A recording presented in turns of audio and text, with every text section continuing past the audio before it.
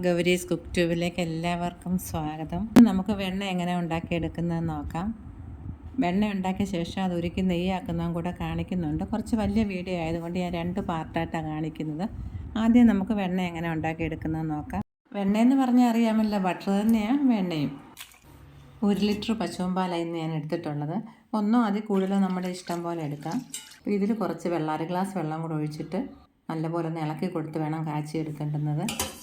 നന്നായിട്ട് തിളച്ച് കഴിയുമ്പോൾ നമുക്ക് ഫ്ലെയിം കുറച്ച് ലോ ഫ്ലെയിം ആക്കണം.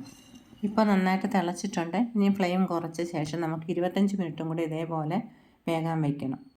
പാലിന് നല്ല വേഗമുണ്ട്. ഇതുപോലെ തിളച്ചത് പറ്റുന്ന പാല് കുടിക്കാനും നല്ല ടേസ്റ്റ് ഉണ്ടാവും. ഇപ്പോൾ 25 മിനിറ്റ് ആയിട്ടുണ്ട്. ഇനി ഇറക്കി വെച്ച ശേഷം മറ്റൊരു പാത്രത്തിലേക്ക് നമുക്ക് ഒഴിക്കാം. ഇല്ലെങ്കിൽ തണുത്ത ശേഷം ഒഴിച്ചാലും മതി. എന്താണെങ്കിലും തണുത്ത് കഴിഞ്ഞിട്ട് ഫ്രിഡ്ജ് വയ്ക്കാവുള്ളൂ. ചൂടോടെ കൂടി തന്നെ ഈ പാത്രത്തിലേക്ക് ഒഴിക്കാം. ആവി തങ്ങാതിരിക്കുന്നതിന് വേണ്ടി നമുക്കൊരു തവി ഇട്ട ശേഷം കുറച്ച് തുറന്നിട്ട് അടച്ച് വയ്ക്കാം. നോക്കി, ഇപ്പോൾ നമ്മുടെ പാല് നല്ലപോലെ തണുത്ത് പാടയൊക്കെ ചൂടിയിട്ടുണ്ട് കണ്ടോ. ഇനി ഇത് ഫ്രീസറിൻ്റെ തൊട്ട് താഴ്ഭാഗത്തായിട്ട് വയ്ക്കാം. ഇപ്പോൾ സമയം രാത്രി 10 മണി കഴിഞ്ഞിട്ടുണ്ട്. ഇനി രാവിലെ നമുക്ക് തുറന്ന് നോക്കാം എങ്ങനെ ഉണ്ടെന്ന്. ഇപ്പോൾ രാവിലെ ഒരു 8 മണിയൊക്കെ ആയിട്ടുണ്ട് കേട്ടോ. നല്ല കട്ടിയിൽ പാട വന്നിട്ടുണ്ട്. ഇനി ഇതൊരു പാത്രത്തിലേക്ക് എടുത്ത് മാറ്റാം. അതിനുശേഷം ഫ്രീസറിലെടുത്ത് വയ്ക്കണം. ഓരോ പ്രാവശ്യവും പാൽപ്പാട എടുത്ത് ഇതുപോലെ പാത്രത്തിൽ ഒഴിച്ച് ഫ്രീസറിൽ വയ്ക്കണം. ഇനി ഒരു പ്രാവശ്യം കൂടെ ഞാൻ കാണിക്കാം. 2 ലിറ്റർ പാലാണ് ഇപ്പോൾ എടുത്തിട്ടുള്ളത്. 1 ഗ്ലാസ് വെള്ളം ഒഴിച്ച് നമ്മൾ ആദ്യം കാച്ചിയ പോലെ തന്നെ തണുത്ത് കഴിഞ്ഞപ്പോൾ രാത്രിയിലെടുത്ത് ഫ്രിഡ്ജിൽ വെച്ചിട്ടുണ്ടായിരുന്നു. ഇപ്പോൾ രാവിലെ ആയപ്പോൾ പാട നല്ല കട്ടിയിൽ വന്നിട്ടുണ്ട്.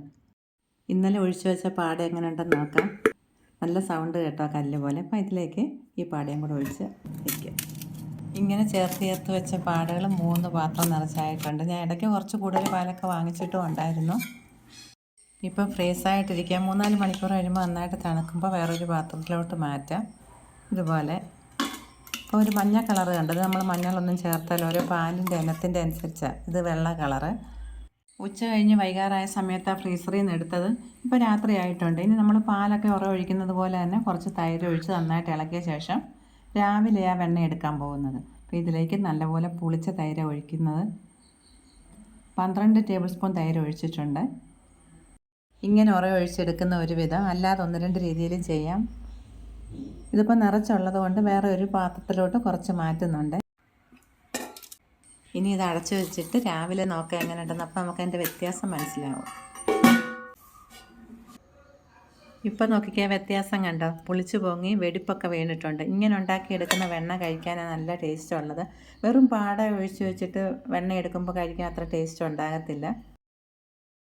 ഇനി നമുക്കിത് കുറേശ്ശായിട്ടൊന്ന് അടിച്ചെടുക്കാം. ആ സമയത്ത് ഫ്രിഡ്ജിൽ വെച്ച തണുപ്പിച്ച വെള്ളം തന്നെ ഉപയോഗിക്കണം. അപ്പോഴാ വെണ്ണ നല്ലപോലെ ഒന്ന് ഉരുണ്ട് വരും. ഇല്ലെങ്കിൽ ഇത് അടിക്കുന്നതിന് മുന്നേ ഒന്ന് തണുപ്പിച്ചിട്ട് അടിച്ചാലും മതി. പകുതി കൂടുതൽ തണുത്ത വെള്ളം ഒഴിക്കണം. ഇതുപോലെ